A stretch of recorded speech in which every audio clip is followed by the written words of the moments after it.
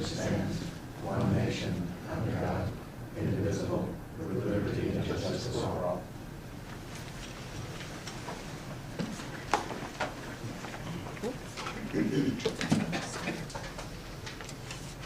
Floor for public comment. Anyone from the public who wishes to testify?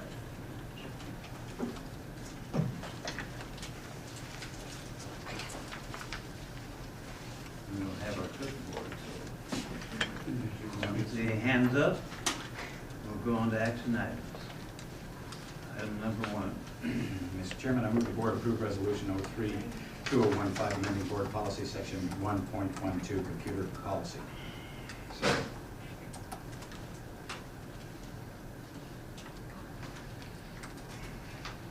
Mr. Moore, you're going to present this one? Yes. Go ahead.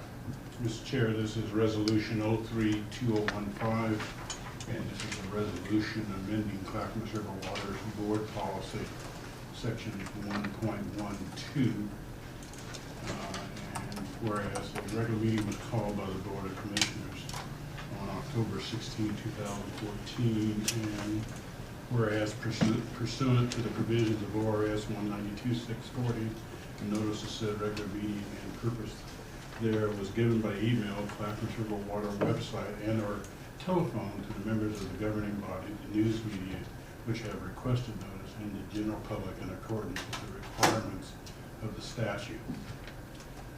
For the benefit of the public, what this is the second reading of this policy, and it is a policy that amends the board's computer policy in terms of supplying equipment or computer equipment to the board, because technology is changing so quickly. What we have done is genericize it to electronic media rather than laptops, so that as technology changes and there are more efficient and cost-effective ways to supply the board with means of communication, that we will be covered in the future. So that's the intended purpose of the policy. Thank you. After you get done with this spiel, we need a motion to read by title only. Move to read by title only. Yes. Second. Those in favor say aye. Aye. Those opposed, no. We've already done that, so we can go on with the regular motion. Any discussion of the regular motion? None for me. Clerk call the roll. Those opposed say no. Those in favor say aye. Commissioner Humberston, Aye. Commissioner Kalani, Aye. Commissioner McNeil, Aye. Commissioner Soa. No. Consent agenda. Mr. Chairman, I move to approve the consent agenda as presented. Second. Any discussion? Anybody got anything to say? We'll have a voice vote on this. Those opposed, in favor say aye. Those opposed say no. Now, Aye. voice vote. Thank you. Aye. Aye. Informational report. This gets filed.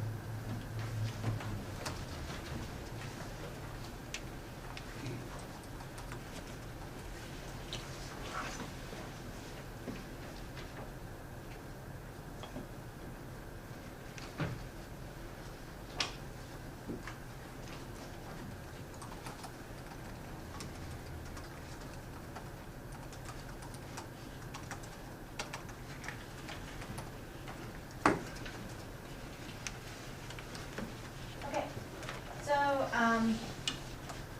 please excuse a cough out in my mouth.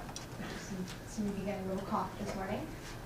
So I'm just going to give you an update on the 36th pit fire and how it can potentially affect water quality, but also some of the mitigation efforts that are planned or not planned for that matter, so you can kind of get an overview of what's going on. So as you all know, the Estacada fire started around September 13th. It's located 8 miles southeast of Estacada along Highway 224 and the Clackamas River. It actually flanks both sides of the river. It burned 5,521 acres, and for a frame of reference, that's about 1% of the watershed. It's just unfortunate that it's a very important part of the watershed for us. Right now, well, as of last week, when there was a meeting that included the Forest Service, Clackamas River Water Providers, and USGS, the fire was 80% contained, and it was 80% contained because of an unsecured fire perimeter on the upper South Fork, because it's really, really steep and it's difficult to get to. Overall, 70% of forest land was Forest Service land was burned, 24% of BML land, and 6% private timber. So last week, the BEAR team met with USGS, Clackamas River Water Providers, and also the DEQ, if I can mention them. The BEAR team is the Forest Service Burned Area Emergency Response Team, and they were kind of giving an overview of what had happened and what they were expecting in the future. So what they did was they ran 3 separate models. One of them was a soil burn severity model, then a soil erosion model, and a geohazard analysis.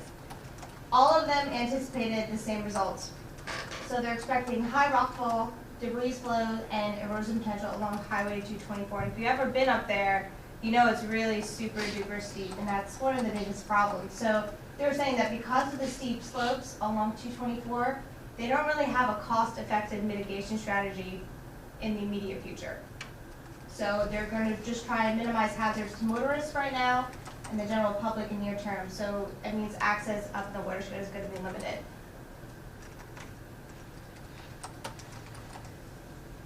So, and again, because of those steep slopes, there's little that they can do to prevent slide debris from impacting the highway and the river.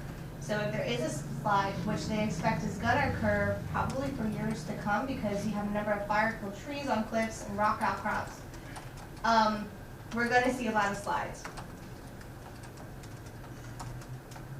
And actually what you're looking at is one of the burned slopes in that photo. So what does this mean for water quality? So with the short-term effects of the fire, we expect to see potentially changes in pH, elevated organic carbon concentrations, which sounds fancy. That's how we say soil runoff. So soil or any debris such as leaves, twigs, anything that got burned, that's what we're expecting. We're also expecting elevated nutrients. And we might also see some elevated metal concentrations, but we'll talk about that in a bit. On the long term, that increased risk of landslide.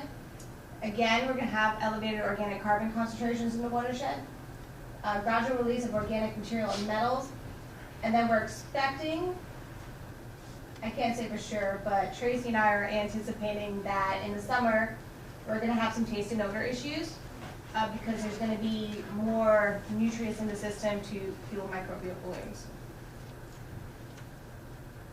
But when we're having all these lands, What do we have available to address the taste and odor issue, if they were to occur? well, the only thing we can really do is powder activated carbon. And so when we do have taste and odor issues, we do add that and it can reduce it somewhat. But beyond the amount that we can reduce it, that way our hands are tied. It's what our plant can handle and what it can do. Do we plan on letting the public know of the possibilities, or so they can sort of be prepared for it? Well, what we expect will happen is, if it is caused by a bloom event, we'll see the bloom before we see the taste and odor. And so this year, unrelated to this, we had seen a bloom, we identified it, and we had everything ready to go, just in case there was a taste and odor. But we never had one. You did. So, I was surprised. yeah, we were figured you expecting would. it. I mean, I had I was ready for it. flyers and I had like a blog post and web post coming up and nothing. Nothing. But we'll be ready for the same thing. Yeah, and we're still kind of expecting one because we're waiting for that big flush to come that can flush down some sediment, but that's a different type of taste and odor. So sometimes we'll get something there, but it didn't happen this year. Okay, so I'm talking about all these landslides and organic carbon. One thing to keep in mind is that the large particulate matter, big chunks, are going to get caught up in the dams. So we have we have 3 dams between us and our intakes. So we got the North Fork, Faraday, and the River Mill Dam. These are really going to help reduce the sediment load of what's coming down the river towards our intakes. But that doesn't mean that that's not going to be a problem. So I keep saying organic matter. Dissolved organic carbon. Little things as you can see that contain carbon. Think sugars, stuff like that. So this dissolved organic carbon can actually cause a problem. In 2012, USGS completed a study with us and published it, where they were looking at sources of these things called disinfecting byproducts. And I think I presented it to you all, but I'm not quite sure, so I apologize. So disinfectant byproducts form during our treatment process. And we're not the only ones who have them. They're regulated by the EPA. We test for them. We test for them out in the distribution system, but they form when our chlorine reacts on some of the organic matter that's in the system. So what we learned from that study was that the formation of a particular type of disinfectant byproduct known as haloacetic acid tends to be related to soil-derived organic carbon. So what we may see with increased soil runoff or landslides is an increase in that dissolved organic carbon, which will lead to an increase in haloacetic acids out in our system. So that's something that we need to be aware of. It may or may not happen. This is all just potential, but we do test for them, and we did actually do a little bit of extra testing a couple weeks ago that I'll talk about briefly, but that's one of our potential hazards. So the fire suppression. So there was a lot of concern over the fire suppression chemicals that were dropped, and you can see them dropping it over that ridge up there. So they were using something that's called Phosgene. Phosgene, the primary components are ammonium polyphosphate solution, clay, and iron oxide. So that red color that you're seeing, that red is coming from the clay and mainly iron oxide. But we don't know how much they dropped, but we do know, or at least we were told, that it was limited mainly to those southern ridges, those really tricky areas to get. And so 2 days, that's Saturday, Sunday, were the 2 days that we were having the load out of Redmond. Yep, and so it was right around here. Now the only routes of transport to the Clackamas River from there would be the South Fork, Mamlows Creek, or Hillian Creek. So it wouldn't be coming directly into the river unless somebody messed up and nobody told us, but we don't see any evidence of that happening. So it'll be runoff that's coming in from these streams. Oh, but I should also mention too, the primary components are all nutrients. So not harmful for us. There was a really high amount that needed to be consumed when I was looking at the MSDS, the LD50, pretty high for fish and salmon populations. So if it's running off from that stream, it'd be really hard to get up to levels that are needed. You would need a couple grams per fish. So, but monitoring. So right now, it's us, Clackamas River Water Providers, USGS, and the DEQ. We all got together and we discussed how we were going to monitor and what our goals would be. So one of the things we wanted to determine was the influence of the fire on the overall water quality of the Clackamas River, not just drinking water.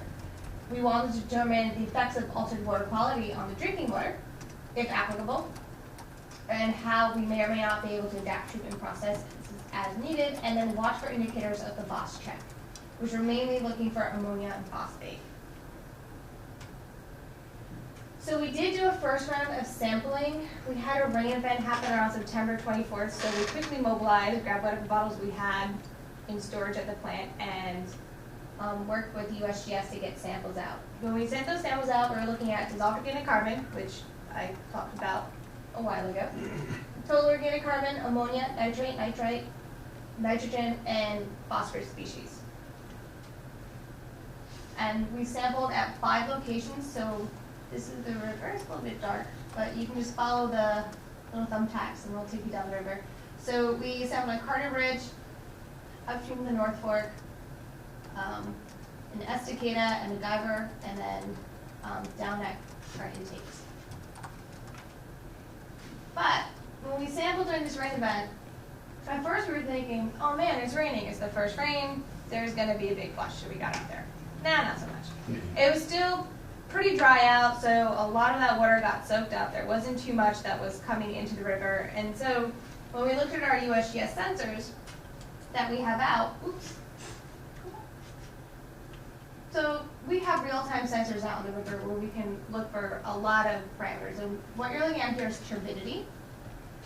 And so the purple is 2011, and then going up the line, blue is 2014. And so you can see in that 3-day span, there's not really that much going on. There's nothing truly elevated. I mean, it's nothing compared to the big storm that we had last year. Remember that Pineapple Express that came through? Yeah, it was right around that time. So that's what high turbidity looks like. For us, there wasn't really much going on. So there wasn't much abnormal soil runoff. So, likewise, our first round of monitoring results showed no significant change in water quality. And we compared this back to some of our historical data. But we also waited a couple days for the water to make it out into our distribution system, the water that we treated, and we tested for disinfectant byproducts too. Agreeing with the nutrient data, we didn't see any uptick in our disinfectant byproducts. So everything out there at that time was stable. So we have a monitoring schedule for this. In our conversations with DEQ, CRWP, and USGS, we let them know that our department is actually out there monthly. We do our monthly watershed testing from 3 bridges, Monmaloose Bridge up here, Barton Park, Harbor Park, and then at our intakes. So every month we're out there, we're watching the river. We've been doing this for about 10 years. So we have 10 years of baseline historical data so that we can compare everything back to. So if we see an anomaly, we can determine whether it's a true anomaly or just typical variations that we would see in the river at this time. So it's really nice. So after talking with them, we determined that it made more sense just for CRW to continue doing its regular sampling and just share data with everyone. So that's what we decided to do.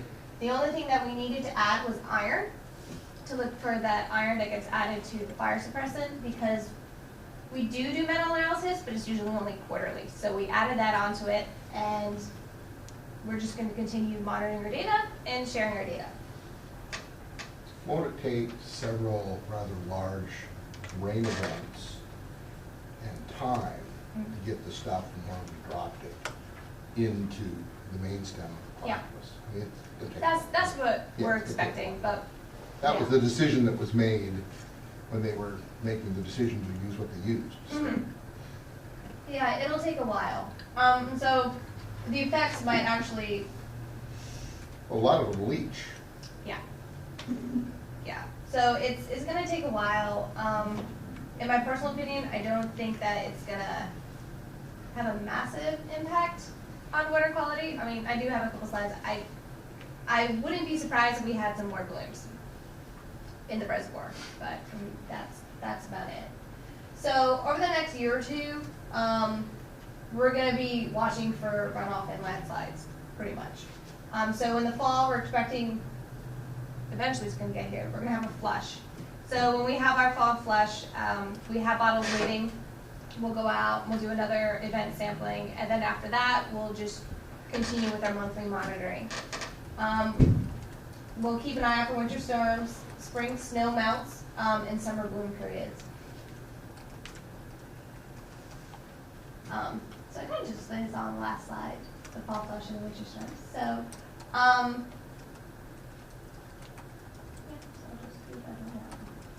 So post-fire mitigation. So the Bayer team was kind of telling us what they planned, and this photo here we took at Monmaloose Bridge just a couple weeks ago. No, last week actually. Last week I think. We were out doing our watershed sampling, and so what they're going to be doing is working with ODOT with the opening and closing of 224. So 224 is likely going to be closed throughout the winter. No big shock there. And they're going to try and create a hazard warning system, so when it's really stormy, it would indicate that there's a high risk of landslide. Also kind of a no-brainer.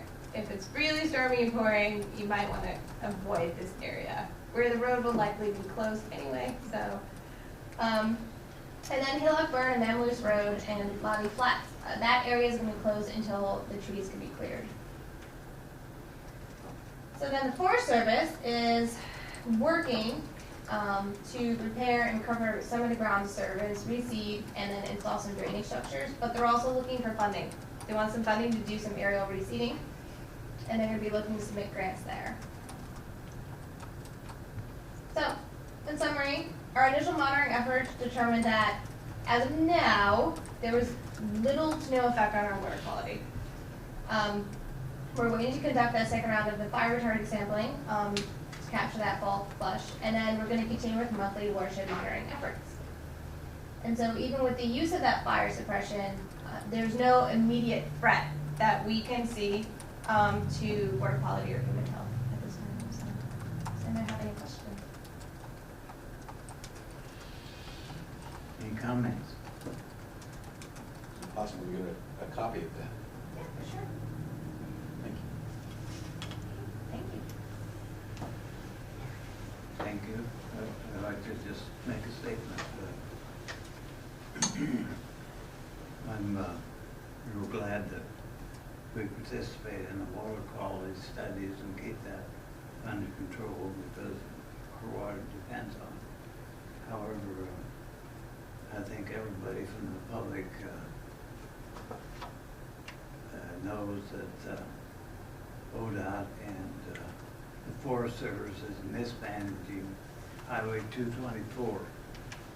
You can go up to the check station where they stop at all the public, and you'll see lines of trucks and loggers and Forest Service workers lined up for a couple 100 yards waiting for the pilot car. And so they're letting all kinds of people use that highway except the public.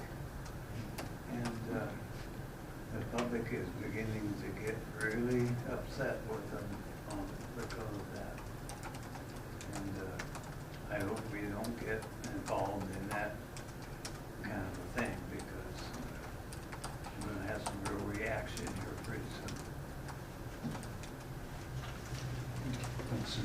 It'll be interesting, Larry. I know Larry Olson, who's the district manager for that part of the highway. They're gonna have to figure out, if they decide to keep the lower part closed, how they're gonna access that upper part, because, you know, they still have the Job Corps and they still have the forest, and PG has all their facilities, three links they have to maintain for the Oak Grove generation facility. So it's not like they can just close the highway. So if they can't keep the lower section open, they're gonna have to plow and sand and keep those roads over the top open, and that's an expensive route. So that would be interesting to see what they do with I that. drove up Highway 26 and went out Skyline Road last week, and nobody's using that access area because everybody that wants to get in, loggers and everybody else, is getting in the lower end except the public. And so I'm sure sometimes on the weekends it might be the Skyline Road access might be used, but during the weekend not. When fall steel, winter steel heads start to run, there'll be more recreational folks trying to access that part of the river. So it'll be interesting to see what they do. Well, with elk season opening this weekend, Right. I think they're lucky if they don't have some confrontations. Yeah. Well, I know they, you know, the road from Detroit's still open too, so you can come in from either side. But that's a long ways out of the way. Okay, we'll go on financial report, Carol. Start off with the accounts receivable aging. Again, we're kind of seeing where it's a little bit hard to compare one month to another because of the transition of our commercial accounts to those alternate months, although it is really helping the cash flow, so it's doing exactly what I expected. As of today, the balance is $405,000. Of that, only about 47,000 is for the residential customers that are kind of in that, considered that past due area. And I think we collected a bunch of that money today, because we are in the midst of the shut-off period. So, so the current charges are being paid. The 90 and over column is within $50 of what it was a year ago. So it's, you know, as we see these numbers, you'll see that it's, you know, almost 300,000 greater than it was a year ago, but there's a reason for that, and it's the billing of the commercial accounts on the alternate months. Our cash and investment position at September 30th, we've got a little over $8 million, almost $8.5 million. 7.5 is in the local government investment pool, and the general checking had about $937,000 as of September 30th. Now, we've continued to do our AP check runs, and we do have our debt service payment coming up at the end of this month, so we will be spending down a little bit of that money at that time. If you recall, last month I showed you June again, so we did June, which is the fiscal year end, twice in a row. So this month, really quickly, I'm going to show you July and August. So the revenue, again, looks really skewed, and that's the commercial billing that went out in July that normally was billed in August. So that's why the water sales there for this year are really high. Once we move through the cycle, it'll start looking a little bit more even. Here's the expenditures through July. A lot of activity that we pay in July is actually recorded back to June, so that's why the expenditures are relatively low. And now we jump into August, so you can see we're starting to catch up. The water revenues now look a little low, and that's because we haven't billed the August activity for the commercial accounts. That was billed the end of September. And here's the expenditures again through the month of August, and you can see that we're in pretty close. We've spent a little bit more on CIP than we did last year at this time. But if you look at the personnel services and materials and services, we're pretty much in line with what we did a year ago. So here again is my numbers just comparing the general fund from one year to the other. Revenue skewed because of those commercial accounts. Everything else is pretty much lining up. And then here's through August. And again, now we're a little bit below on the revenues because we're missing that half month of commercial accounts. So when we talk next month, you'll see it flip the other way. And that's all I've got, and unless anybody has any questions for me, which I would be happy to answer. Any questions? No. Thank you. Thank you. You gave A and B report, same time.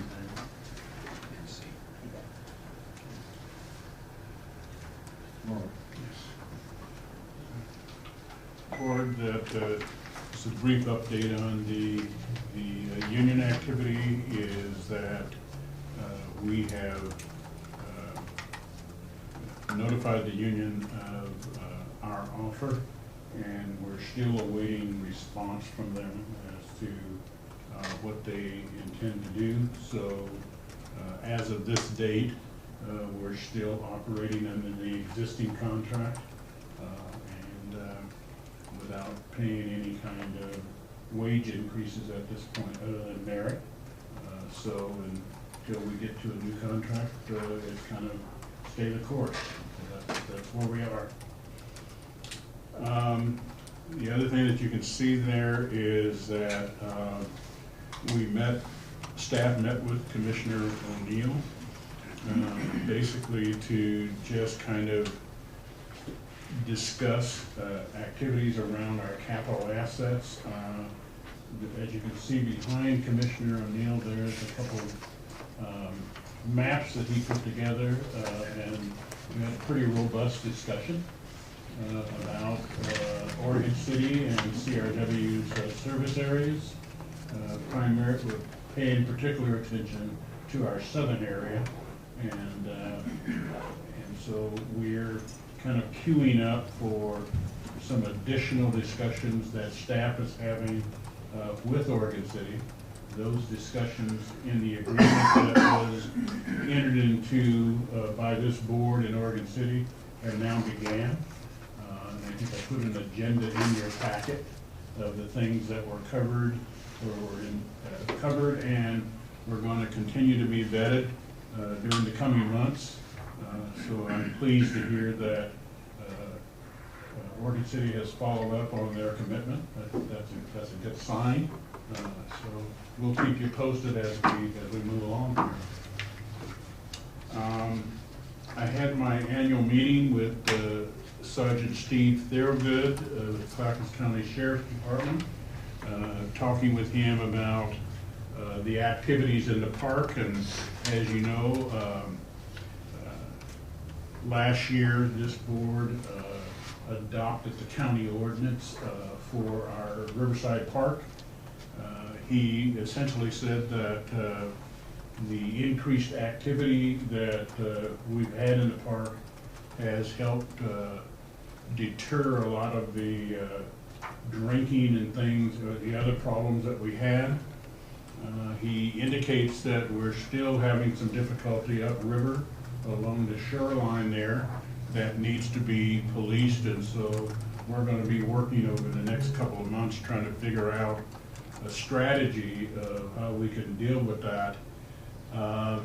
You may or may not know that we're the only park within the county that has a boat ramp that doesn't charge for our park, and so it may be that we might have to consider something like that, but it's too soon right now to really kind of say that. But I think it's something that may be on our radar screen, you know, in terms of what we're doing.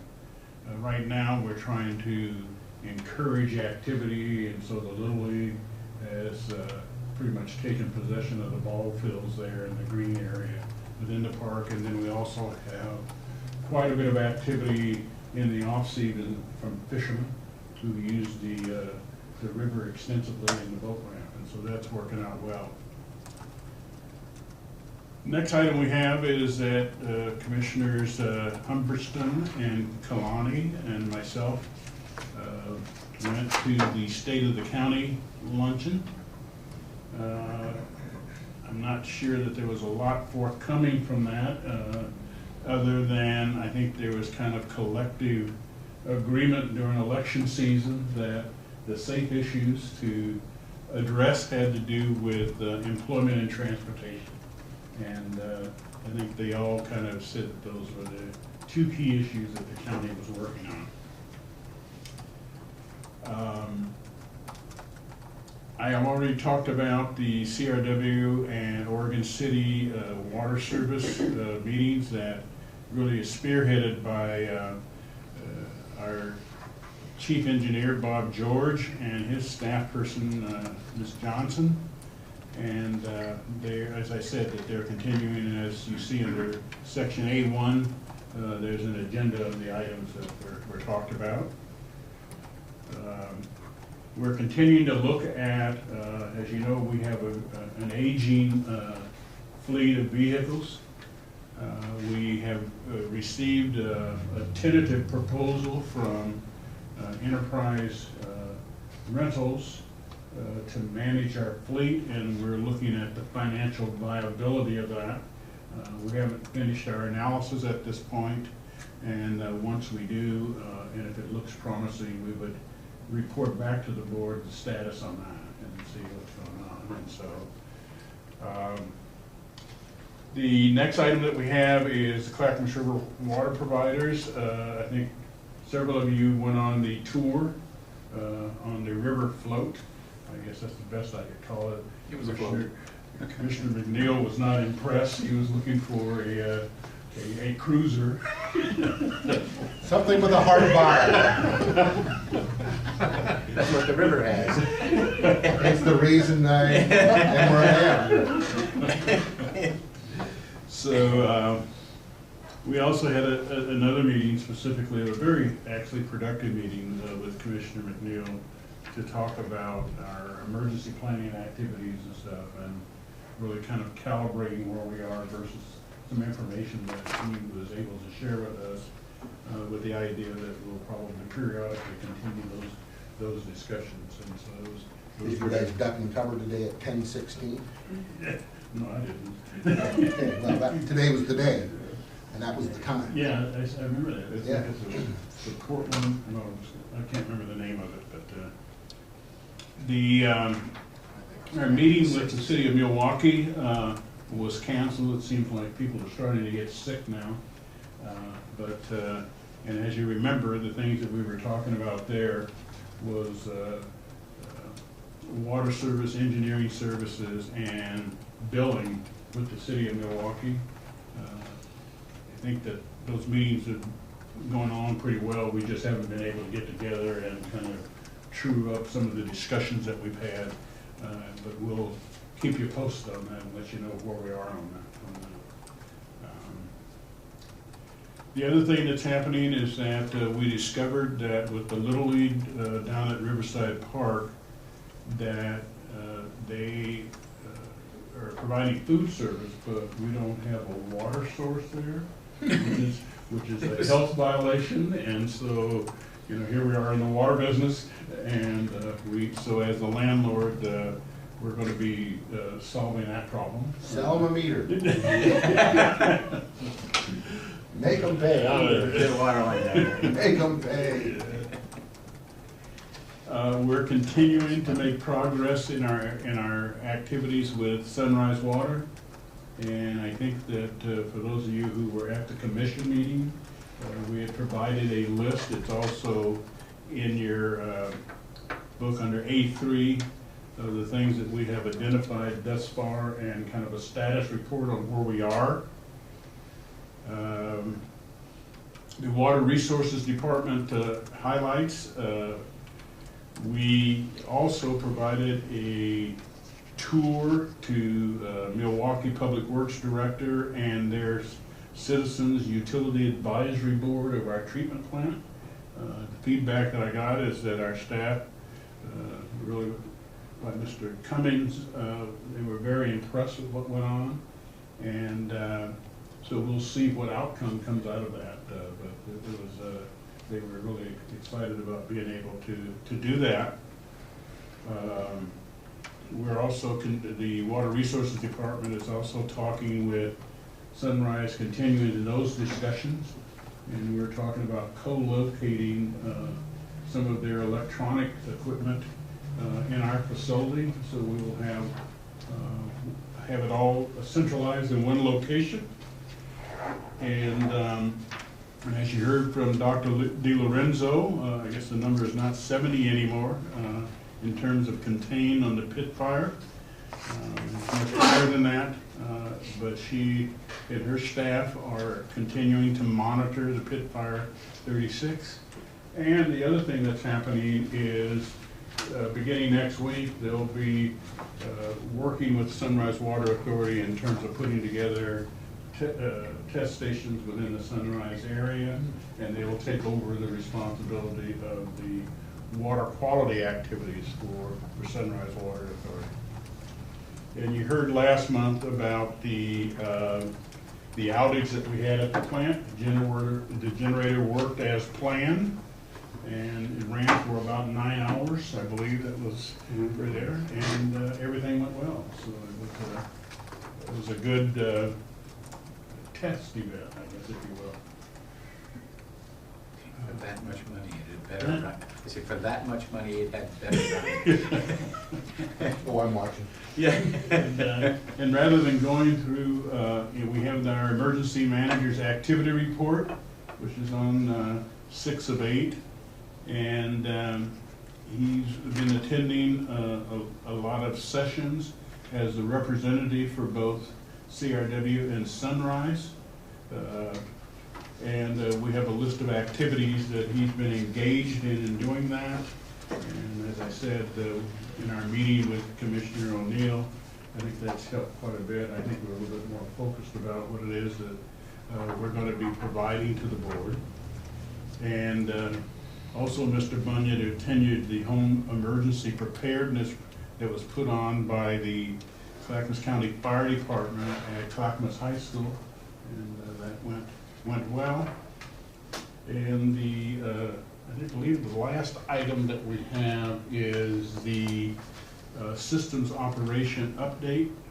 And we bulletize those for ease of reading, rather than go through each item here. They're there if you have any questions about any of the activities that we've identified there. I'll be happy to answer or respond to them. Other than that, that concludes my report. Thank you. Any questions or comments? Just so I'm clear, so is Dawn kind of a de facto emergency manager for Sunrise currently? Is that how? Yes, it's yes, very much so. Okay. And safety. Oh, safety, So good, okay. that was, it seemed like those two go together. Yeah, oh yeah, I agree. That's good. I just want to repeat my request from before that we keep up those reports about working with Sunrise, and as we go along, progress reports and things like that should be in the file. Yeah, they're in this particular packet. We have those. The other thing that's happening as a result of that, Mr. Chair, is that we have really instructed staff that as they engage in these activities, that they forward that information to Ms. Bright and Lynn at Sunrise. We have been advised that Sunrise's CFO, Lynn, is going to retire come January 2nd. And so another potential salary savings is that Ms. Bright has agreed to be the CFO for both organizations. So we should be able to save in terms of salaries and so forth, and also provide additional finance and accounting services for the Sunrise organizations. Any more questions? Now we'll move on to public comment. Anyone from the public who wishes to testify? Well, nobody signed up. No, I did.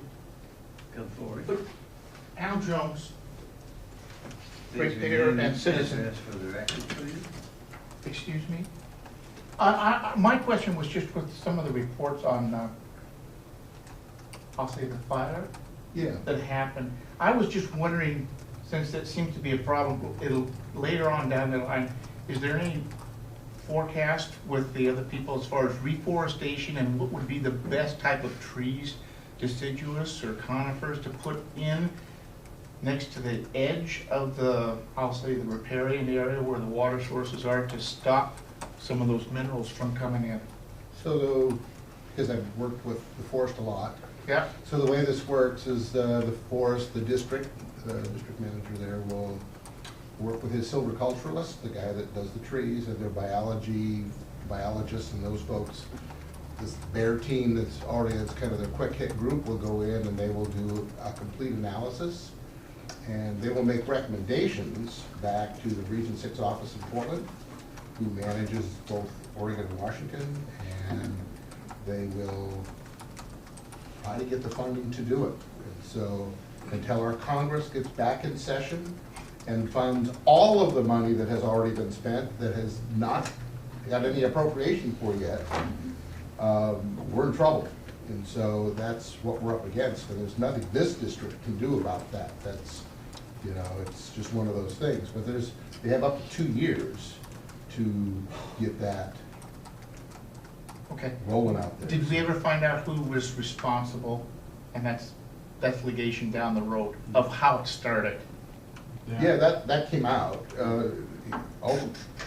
Yeah, it was. That's what the investigators said. That's what they say. Yeah. As far as who, I don't have any idea, but Okay. what the official word is that it started from a ricochet, a spark caused from probably a steel jacket and bullet. What just keep in mind is that the planning process will probably take quite a lengthy period of time, and a lot of the damage will already be done before they could start. I just thought maybe there was something that maybe we could build up a support, or even the idea of putting a contribution in or starting a fund to reforest our water system if it should ever happen, well, heaven forbid again. And be aware that it's a very delicate situation up there. And this has nothing to do completely offline, Tiger and Lake Oswego are pushing ahead with their extraction of Yeah, they are. water, and I'm just wondering where in the pecking order are they when the water starts getting, low, and it's already over allocated. Thank you. There's their charter. There you go. Thank you. Thank you. Okay. One more thing, there will be an EIS, environmental impact statement done for the mitigation, and there'll be a public component to that, and you'll be welcome to go to Portland and be part of that if you want to. So watch their website. It'll be posted on the Clackamas-based website. Thanks. Well, just like in other big fires that happen on Forest Service ground, most of the damage is done by the time the planning process is complete. And if there's any timber to be harvested, it's generally rotted before They won't ever they pull get any to timber it. But some of it's on private land, so Yeah, that'll that- take yeah. place right away. And the BLM might get some of theirs out. And you'll see that the private people do a better job than the public. We're going to commission business.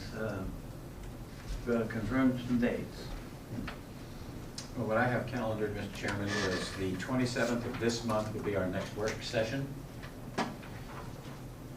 November 17th would be our November work session. And December 15th, if we decide to have one in December, would be the December work session. So it's up to you and the rest of the board as to whether we'll actually have one in December, or if we want to go dark as far as work sessions are concerned in December, given the holidays. So, 15th worked for me in December. You say it worked for you? Yeah, gotta keep our nose to the grindstone here. Let's You go. okay, you? Yep. That will. Okay. That's the 15th of December. December, yeah. So it's the 27th, 17th, and 15th, Yeah, right, all- Ken? Yep, 27th of October, 17th of November, and the 15th of December, all Mondays, all 6:30 PM, all here, or 6 o'clock. Oh, here. 6 o'clock. Yes. And Mr. Chair, we will, once those dates get locked in, go revise your calendars, Good. so that you'll have those. As usual, excuse me. Get your expenditure reports in timely so I'm a that little will take delinquent. care of it. You're a big I was a delinquent. little Yeah, delinquent. no, you're a big delinquent. I was Save looking. it for Christmas. I know, I was feeling the heat. If there's no other business, we'll adjourn to an executive session.